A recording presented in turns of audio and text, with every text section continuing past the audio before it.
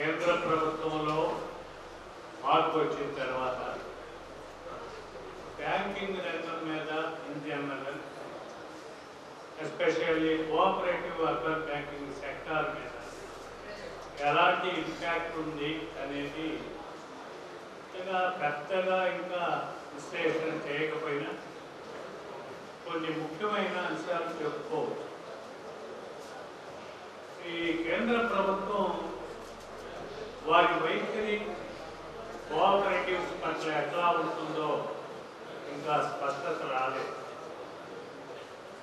వాస్తవానికి 2009లో BJP election మేనిఫెస్టోలో చాలా స్పష్టంగా చెప్పారు, కోఆపరేటివ్స్ పట్ల మా వైఖరి చాలా సానుకూలంగా ఉంటుందని.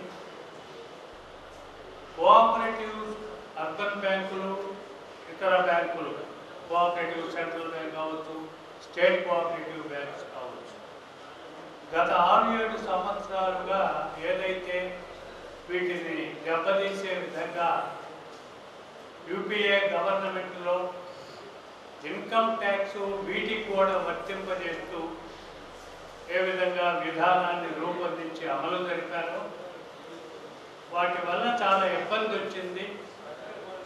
మేము కనుక అధికారంలోకి వస్తే ఆ ఇన్కమ్ ట్యాక్స్ అనేటటువంటిది వీటికి విముక్తం కలిగించి వీటి పటిష్టతకి తోడ్పడతామని మాత్రం 2009 మేనిఫెస్టోలో చెప్పారు.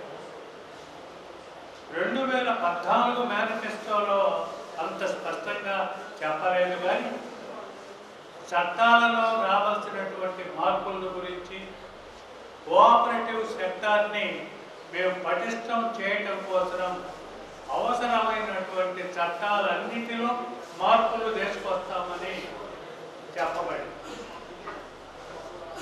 దాంట్లోనే ఇన్కమ్ ట్యాక్స్ కూడా ఇంటర్ప్రెట్ చేసుకోవచ్చు. కానీ దురదృష్టవశాత్తు ఈ బడ్జెట్లో మాత్రం ఎలాంటి మార్పులు చేయలేదు. కోఆపరేటివ్ అర్బన్ బ్యాంకింగ్ కానీ, సెంట్రల్ బ్యాంకులకు కానీ, కోఆపరేటివ్ సెక్టార్కి అనుకూలంగా ఎలాంటి వారి యొక్క విధానాల్లో మార్పు కనపడి. రెండవది, రిజర్వ్ బ్యాంకు యొక్క విధానాలు కూడా ఇంకా అస్పష్టంగానే ఉన్నాయి. వారి మధ్య ఒక డాక్యుమెంట్ రిలీజ్ చేశారు.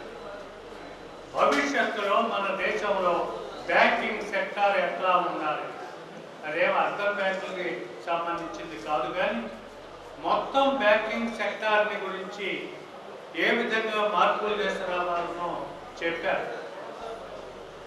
దాంట్లో దాన్ని పరిశీలిస్తే అంటే కోఆపరేటివ్ అర్బన్ బ్యాంకులు అనేవి భవిష్యత్తులో ఉంటాయా అనే అనుమానం మాత్రం వచ్చింది.